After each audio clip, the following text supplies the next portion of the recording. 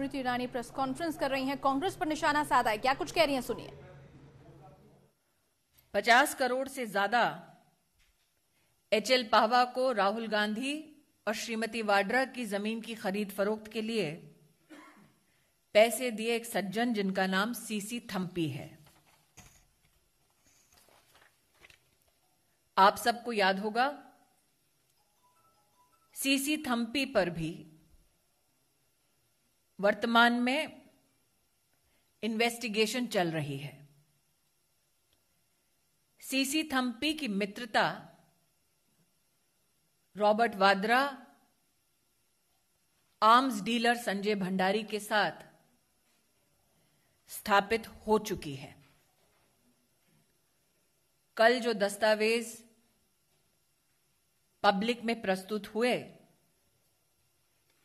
उसमें अब साफ नजर आता है कि यूपीए की सरकार के वक्त पेट्रोलियम से संबंधित एक सौदे में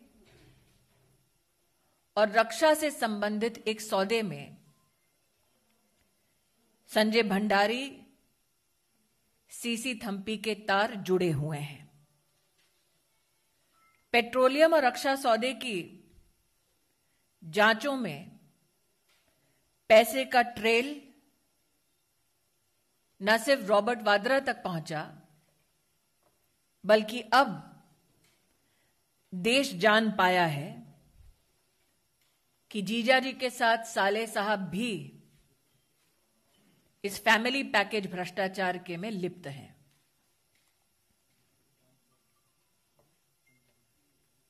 आज इन तथ्यों को पढ़ने के बाद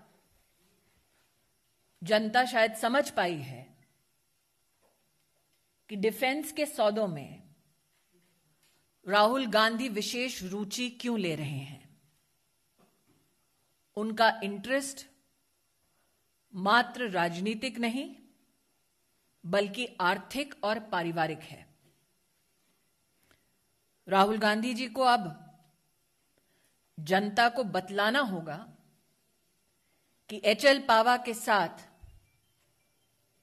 उनके श्रीमती वाड्रा के विशिष्ट संबंध जमीन के मुद्दे पर क्यों हैं।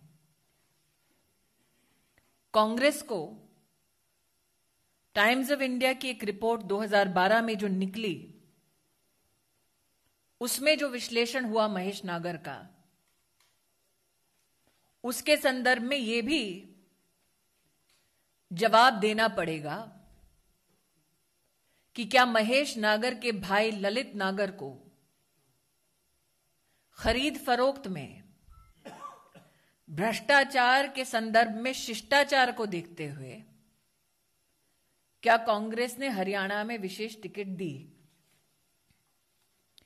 अब तक ये माना जाता था कि संजय भंडारी जो आर्म्स डीलर हैं, उनका संबंध मात्र रॉबर्ट वाड्रा के साथ है, लेकिन अब देश की जानकारी में आया है कि यह संबंध रॉबर्ट वाड्रा के साले साहब राहुल गांधी तक भी पहुंचता है।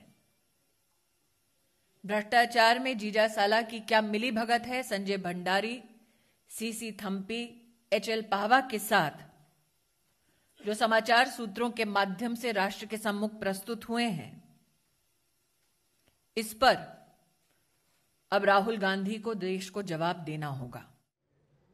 तो सीसी थम्पी और संजय भंडारी से न सिर्फ रॉबर्ट वाड्रा के बल्कि राहुल गांधी के भी संबंध हैं और किस तरीके से फायदा पहुंचाया जाता था, इसकी जानकारी अब देश को देनी होगी। राहुल गांधी को निशाना साधा है केंद्रीय मंत्री स्मृति ईरानी ने। साथ ही साथ ये कहा है कि गांधी और वाड्रा परिवार ने मिलकर भ्रष्टाचार किया है और देश में भ्रष्टाचार कांग्रेस की ही देन है।